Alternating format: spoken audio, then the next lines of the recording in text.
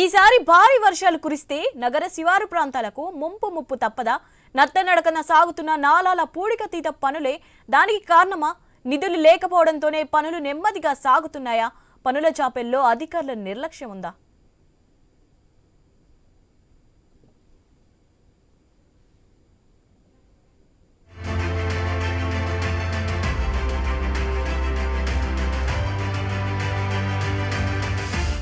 భారీ వర్షాలు కురిస్తే నగర శివార్లకు ముప్పేనా?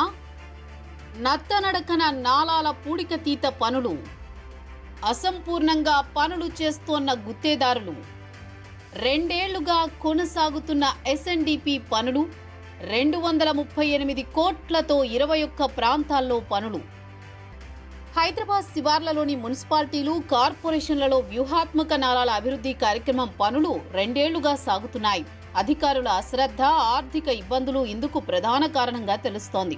238 కోట్లతో 21 ప్రాంతాల్లో వరద ప్రవాహ వ్యవస్థ మెరుగుదల పనులకు శ్రీకారం చుట్టారు.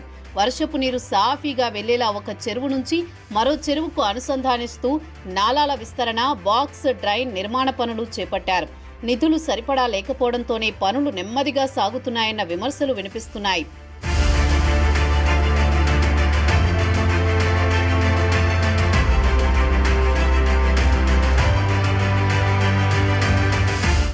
నగరంతో పాటు శివారు ప్రాంతాల్లో వరద ప్రవాహ వ్యవస్థ మెరుగుదలకు 238 కోట్లతో ప్రతిపాదనలు రూపొందించారు. నిర్మాణ వ్యయంలో మెజారిటీ సొత్తు బ్యాంకు రుణం ద్వారా, మిగతా మొత్తం స్థానిక సంస్థలు భరించేలా నిర్ణయించారు. శివారు ప్రాంతాల్లో ఎస్ఎన్డిపి కోసం జీహెచ్ఎంసీ 680 కోట్లు బ్యాంకు నుంచి రుణం తీసుకుంది. ఇందులో 160 కోట్లు శివార్లకు కేటాయించింది. 31% స్థానిక సంస్థలు సమకూర్చాలి.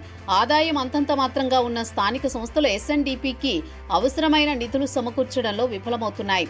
వేతనాలు, నిర్వహణ ఖర్చులకే ఇబ్బందులు ఉన్న నేపథ్యంలో నాలాలకు నిధులు ఎలా ఇస్తామని అక్కడి అధికారులు అభిప్రాయపడుతున్నారు. శివార్లలో 21 పనులకు గాను కేవలం 9 మాత్రమే పూర్తయ్యాయి. మిగతా పనులు వివిధ దశల్లో ఉన్నాయి. సకాలంలో బిల్లులు చెల్లించకపోవడంతో కొన్ని చోట్ల పనులు అర్ధాంతరంగా నిలిచిపోయాయి. ఆస్తుల సేకరణ ఇబ్బందులతో ఇంకొన్ని చోట్ల పనులు ఆగిపోయాయి. కొత్తగా మున్సిపాలిటీలు, కార్పొరేషన్లను ఏర్పాటు చేసిన గత సర్కారు నిధుల విడుదల విషయం మాత్రం పట్టించుకోలేదని ఆరోపణలు వెల్లువెత్తుతున్నాయి. దీంతో మౌలిక సదుపాయాలు మెరుగవుతాయనుకున్న స్థానికులకు తీవ్ర నిరాశ ఎదురైంది.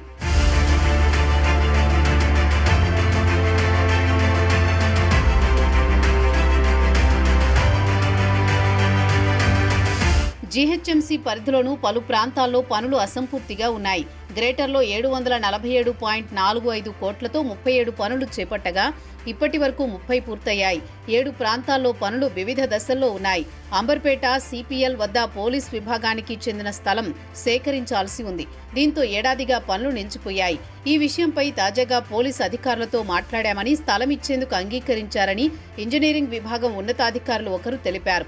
నల్లకుంట కూరగాయల మార్కెట్ నుంచి భాగ్లింగంపల్లి వైపు పనులు ఇప్పటికీ సాగుతున్నాయి. సరూర్ నగర్, కూకట్పల్లి వంటి ప్రాంతాల్లో పనులు పూర్తయినా ముప్పు పూర్తిగా తొలగలేదు.